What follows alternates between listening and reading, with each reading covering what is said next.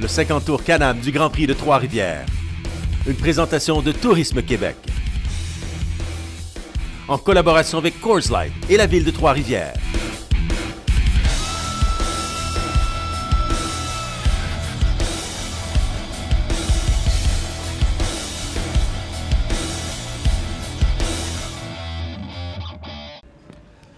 Alors, bon après-midi. Merci à notre ami Babu pour la description des deux demi-finales en RX2. Ici François Beaulé en compagnie de notre analyste Antoine Lestage pour la description de cette dernière Q4, la dernière qualification dans la classe CXE, autant chez les voitures que dans les véhicules côte à côte.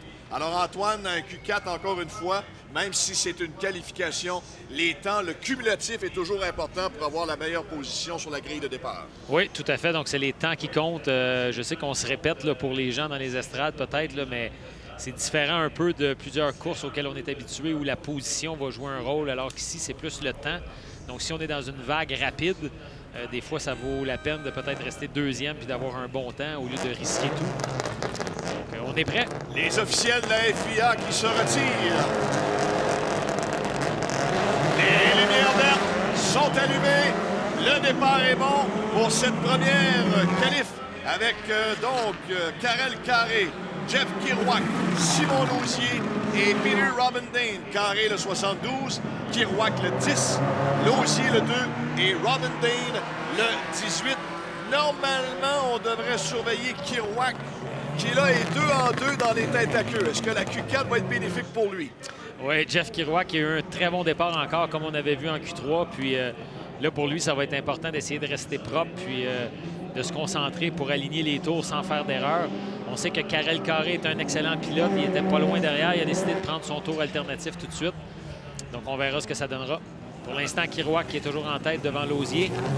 Alors, Karel Carré qui, au premier tour, choisit de prendre son tour alternatif, c'est-à-dire, on vous le rappelle, toutes les épreuves, les pilotes doivent obligatoirement aller passer à l'extérieur au moins une fois dans leur course. Ouais, donc, on voyait pour les supercars un petit peu plus tôt, aux alentours de 2,5 secondes, peut-être la différence au tour. Donc, pour les voitures du CXE, je ne sais pas exactement ce que ça donne comme différence. Probablement similaire aux alentours de 2,5-3 secondes d'écart. Donc, Kirouac devra se construire une bonne avance s'il veut garder le tour alternatif pour le dernier tour. Alors, les temps de passage après un tour, 1:09.12 pour Kirouac, 1:10.01 pour Lausier, 1:12.15 pour Carré et 1:14.53 pour Robindane. On rappelle que Robindane conduit une voiture 2 roues motrices seulement. Donc, c'est le seul ici qui est en 2 roues motrices. Toutes les autres voitures étant des voitures 4 roues motrices. Donc, c'est ce qui explique qu'il est un petit peu derrière. Mais c'est un excellent pilote de circuit aussi, qui a déjà remporté le rallye de Saner, qui faisait partie de la Coupe du Québec il y a quelques années. Donc, les 3 premières positions très resserrées entre Kirouac, Lausier et Carré. Et rappelons que Carré, là, est très bien positionné parce que et Kirouac et Lausier n'ont pas fait leur tour alternatif. Oui, tout à fait. Là, on voit qu'il est seulement 1,6 secondes derrière la tête. Donc, s'il continue à se rapprocher des 2 premiers lorsque ceux-ci prendront leur tour, il pourrait se retrouver en tête. Alors, si Carré maintient cette cadence, il est certain qu'il va gagner une position. En voilà une défaite. Et ce qui veut dire qu'au dernier tour, Jeff Kirouac sera obligé d'aller à l'extérieur. Et quand il regarde Antoine dans ses rétroviseurs, il va s'apercevoir que Karel Carré est tout juste derrière lui. Oui, puis je pense que Jeff aussi essaie de rester propre puis pas faire d'erreur. C'est quand même ça qui est le plus important, là. Encore beaucoup de courses à faire aujourd'hui. Donc, voyons ce que ça donnera. Mais Karel... Oh! Kirouac a peut-être manqué un changement de rapport ici. Donc, on voit que Karel se retrouve très près de lui, au bout de la ligne droite. Alors, c'est exactement là où Jeff Kirouac sera obligé, dans le Joker, de prendre son tour alternatif. Et évidemment, vous comprendrez que Carré, ce sera une facilité pour lui de prendre la position de tête. Dès que Kirouac va entrer dans la ligne extérieure, Carré va en profiter. Voilà. Est-ce que Lausier sera en mesure de passer aussi? Ben là, voilà. Ouais, même Lausier passe. Oh, devant Jeff Kirouac.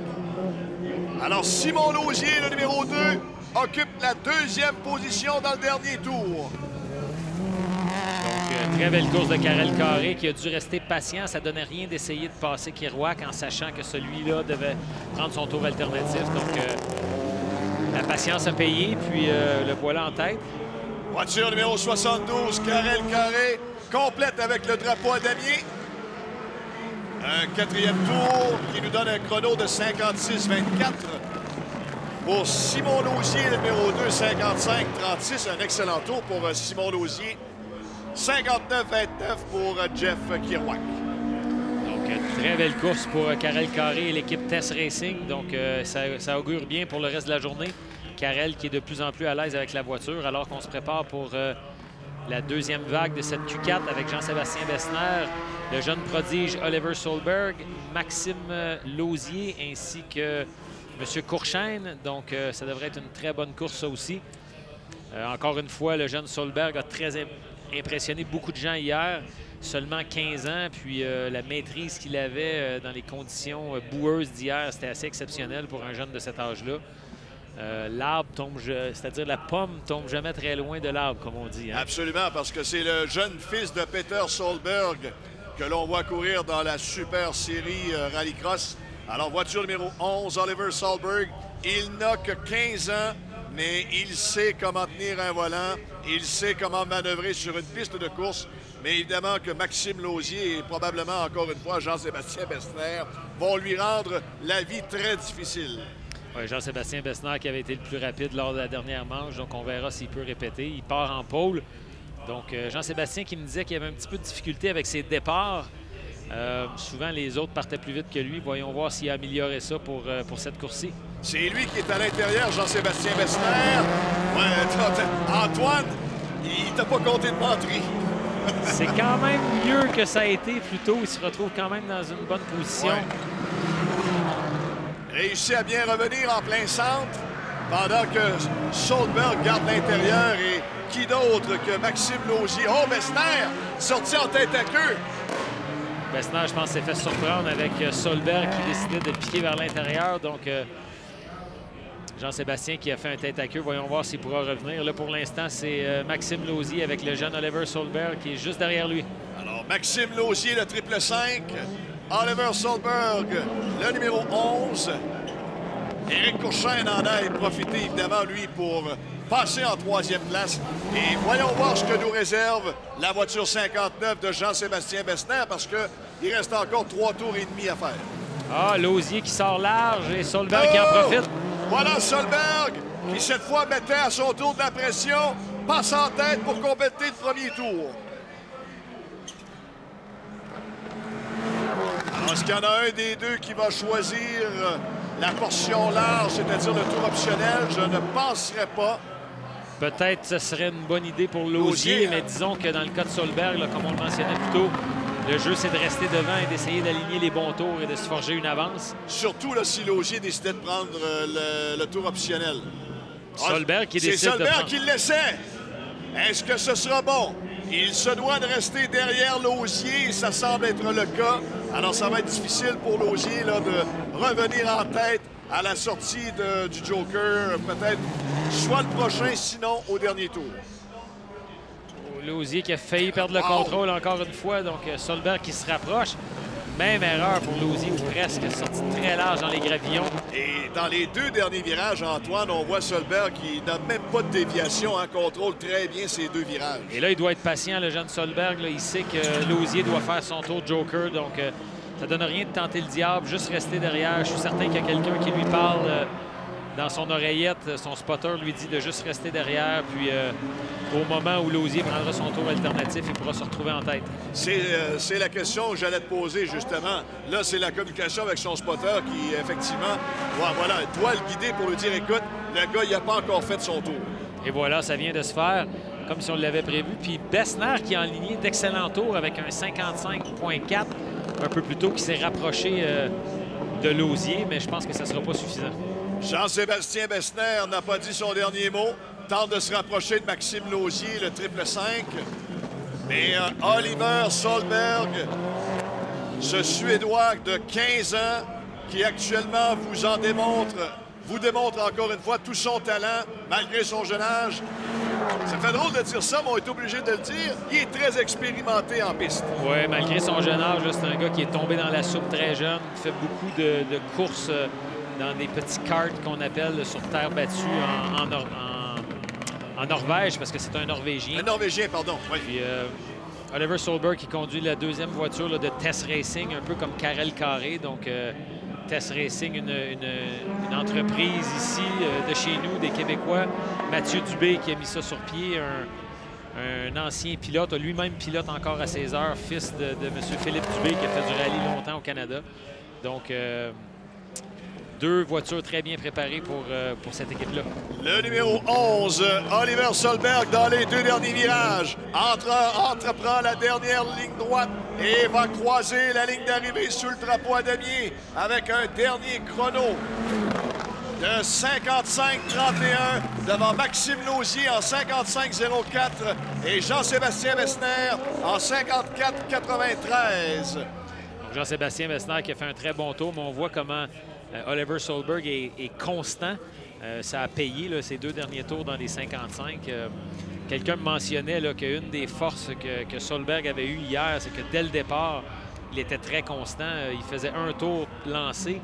Puis ensuite de ça, tous ses tours étaient dans les mêmes dixièmes, alors que les autres se cherchaient un peu. Lui était déjà très rapide. Alors Antoine, ce qui veut dire que la lutte devrait être extrêmement intéressante lors de la finale en CXE dans les voitures avec Solberg, Messner, Lausier. On devrait avoir un excellent spectacle, tout comme Karel Carré et Jeff Kiroy qui vont se joindre à eux. Oui, alors quand tout ce beau monde va partir ensemble, ça devrait nous donner une excellente épreuve. Oui, 100 d'accord avec toi. Les 5 noms que tu viens de mentionner là, ça devrait donner de belles batailles là, pour les demi-finales et la finale plus tard aujourd'hui. Alors, on a vu donc comment Solberg a réussi à sortir même très rapidement de la zone intérieure pour se donner une bonne priorité devant Maxime Lausier. Là, lui, lorsqu'il a été forcé à entreprendre son virage optionnel, sa ligne optionnelle dans le Joker. Là, ce sont les côte à côte maintenant dans la série CXE qui doit venir pour une Q4. Alors, la première Q4... il s'agit du numéro 82, Nicholas Hamilton. Nicholas Hamilton dans le side-by-side numéro 82. On vous l'a dit depuis hier, mais pour peut-être tous les nouveaux spectateurs qui sont avec nous aujourd'hui sur le circuit du Grand Prix de Trois-Rivières, le numéro 82 de Nicholas Hamilton, c'est le frère de Lewis Hamilton. Alors, nous sommes très heureux de l'avoir parmi nous. Et une situation très particulière dans le cas de Nicholas Hamilton. Et il est malheureusement paralysé, mais il vit sa passion, il conduit, il est en mesure de conduire, il pilote strictement avec le volant. Et Antoine, il est quand même à surveiller en piste, Nicholas Hamilton. Oui, quand même à surveiller. Il y a du sang de champion. C'est pas un gars qui a énormément d'expérience en sport automobile, je crois, par contre. Alors que Bertrand Lambert est sur la ligne avec lui. Hamilton semble avoir des problèmes au départ. Oh, est-ce qu'il a des ennuis mécaniques dès le départ? Et ça permet à Bertrand Lambert, le numéro 88, de se sauver. Alors qu'on avait seulement 2 pilotes sur la grille pour cette course de side-by-side. Bertrand Lambert se retrouve un peu seul. Donc lui, le jeu, ça sera d'aligner les tours puis essayer de faire le meilleur temps total possible. Alors donc, des ennuis mécaniques dès le départ pour Nicholas Hamilton. Dommage, parce que plus ça avançait, lui, dans les épreuves, et plus il réussissait à avoir des excellents temps et peut-être gagner une excellente position sur la grille de départ. Alors, des ennuis mécaniques qu'on va tenter probablement de résoudre rapidement pour qu'il puisse être en mesure de prendre part aux demi-finales et à la finale. Tout à fait. Il semble avoir eu un bris là, dès le départ sur la ligne. On sait que ça met énormément de stress sur les composantes mécaniques de faire un départ arrêté comme ça sur l'asphalte avec le grip qu'on a. Les voitures supercar qu'on voit sont montées vraiment pour ça avec des essieux beaucoup plus gros. Puis tout est fait en fonction de travailler avec cette grosse puissance-là et cette grosse adhérence, mais c'est pas toujours le cas pour des voitures moins modifiées ou pour les side-by-side. Les officiels en piste qui vont tenter de ramener la voiture de Nicholas, non pas la voiture, mais le véhicule côte à côte de Nicholas Hamilton à l'extérieur de la zone des puits. Pendant que Bertrand Lambert nous fait un chrono de 1:15:53 au premier tour. Normalement, il y a Thierry Minegoz et Matt Miron qui devaient prendre part à cette dernière qualification. Est-ce qu'eux aussi ont des ennuis mécaniques et on essaie de réparer tout ça pour la demi-finale? Mais bref, pour l'instant, Bertrand Lambert est cavalier seul pour les 4 tours de qualification de cette première vague des côte à côte. Bertrand Lambert avec son côte à côte aux couleurs golf, supporté par notre ami Jean-Marc Alcaraz, qui est aussi un grand supporter de la série CXE. Donc, c'est le fun de voir une voiture à ces couleurs-là rouler en avant. Bertrand Lambert qui a beaucoup d'expérience, un gars qui a fait du rallye il y a 15-20 ans. Moi, dans mes débuts, il était là. Puis, c'est un gars aussi, comme je l'ai mentionné plus tôt, qui est cofondateur de la série Toyota Eco, qui a roulé pendant quelques années ici au Québec, au Grand Prix de Trois-Rivières. Puis maintenant, il court en side-by-side dans le championnat CXE. Puis, je suis certain qu'il est très heureux d'être ici à Trois-Rivières. Un vrai mordu, donc, du sport automobile, Bertrand Lambert, qui nous présente un chrono de 1:38 au deuxième passage. Alors, la sortie pour s'amener dans les 2 derniers virages et compléter le tour numéro 3, ce qui veut dire qu'on va lui indiquer que ce sera son dernier tour à Bertrand Lambert dans le side-by-side numéro 88. Dernier tour pour Bertrand Lambert. Temps de passage au 3e. 59,66. Alors, sous la barre des 1 minute. Donc, il améliore ses temps. On verra ce que ça donnera comme temps total, mais c'est certain qu'il est dans de bonnes conditions pour faire un bon temps. Seul en piste, pas besoin de s'inquiéter de personne d'autre. Donc, dans ce temps-là, on roule, puis c'est comme une succession de tours de qualification. Donc, ça devrait lui donner un bon temps total. Et ça lui met en même temps moins de pression, c'est-à-dire que là, entre parenthèses, peut étudier les meilleurs endroits en piste où il peut gagner du temps. Oui, c'est certain que la piste évolue de manche en manche. Puis, on le mentionnait plus tôt, il y a des endroits qui sont un petit peu plus... il y a des ornières qui se forment, donc ça lui permet d'étudier un peu la piste puis de s'assurer qu'est-ce qui est la meilleure ligne. Puis, surtout faire un sans faute aussi, puis pas briser la machine pour plus tard. Ça semble être le cas alors qu'il s'approche du drapeau à damier. Bertrand Lambert qui va compléter la Q4 dans un chrono de 59,51. C'est son meilleur tour, le dernier, pour le côte-à-côte 88 de Bertrand Lambert. Donc, très constant les 3 derniers tours pour Bertrand Lambert. Donc, très bon travail. Il va être content de ça. Déjà, la deuxième vague des côte-à-côte sont en piste avec le numéro 1, Andrew Ranger. Le numéro 22, Marc-Antoine Camiran. Le 78 de Simon Dubé. Et le 66 de Marc Brisebois. Donc ça, c'était les pilotes les plus rapides un petit peu plus tôt aujourd'hui. On se souvient que Marc-Antoine Camiran a eu de la difficulté au départ lors de la 3e manche qualificative. Voyons voir ce que ça va donner là. Il devrait avoir une bonne bataille entre lui et Andrew Ranger. Puis Simon Dubé qui roule dans une machine 1 an plus vieille, une 2016, qui n'est pas tout à fait la même chose que Marc-Antoine Camiran et Andrew Ranger, mais qui tire très bien son épingle du jeu. Très rapide dans la portion de gravier pour Simon. Donc voyons voir ce que ça donnera. Oh, excellent départ à l'extérieur de Marc Brisebois. Il a littéralement, Antoine, volé le départ. Un très bon départ, mais Andrew Ranger qui réussit quand même à se présenter premier au virage numéro 1.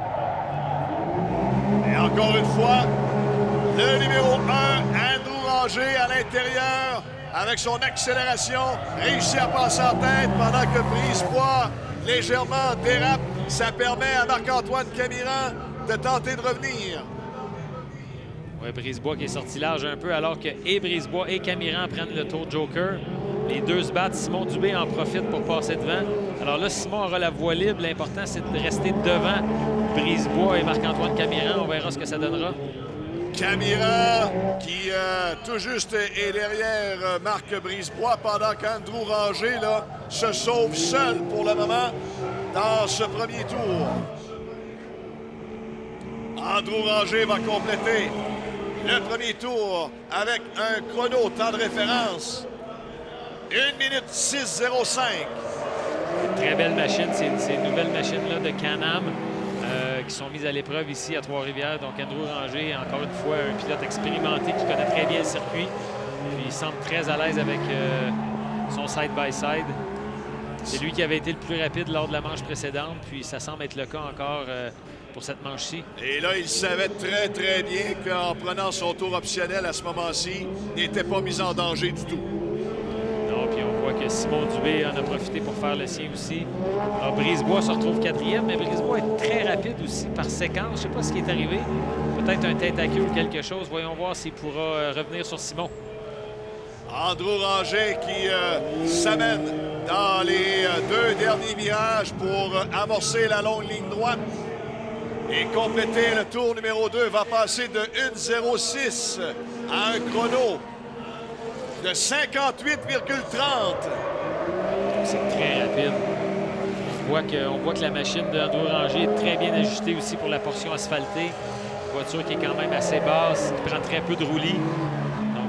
Ça semble être très efficace pour lui. Attention à Marc-Antoine Camiran qui a été 3 secondes plus rapide, mais il faut dire que notre ami Andrew Ranger a pris le tour optionnel. Alors voilà pourquoi le 3 secondes de différence. Marc-Antoine Camiran dans son side-by-side numéro 22.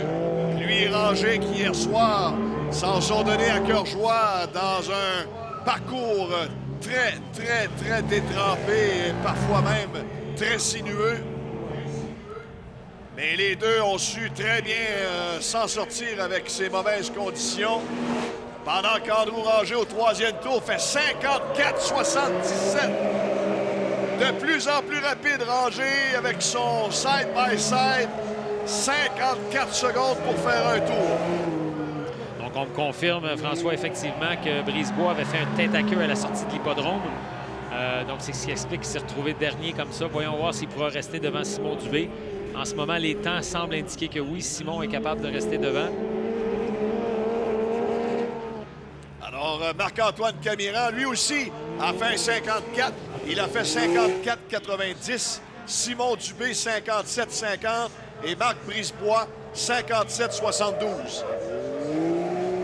Voilà le numéro 1, Andrew Ranger. Tour numéro 4, sous le drapeau à damier.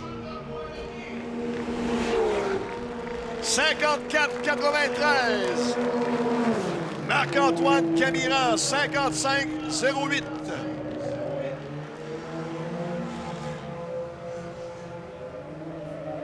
Simon Dubé, 57,31. Et Marc Brisebois, 57,07 pour compléter la qualification numéro 4 dans la série CXE. Alors, eux aussi, les côte à côte, devraient nous donner une demi-finale extrêmement intéressante. Oui, très belle course d'Andrew Ranger, très constant. Marc-Antoine Camiran, très rapide aussi, mais son premier tour lui a coûté cher.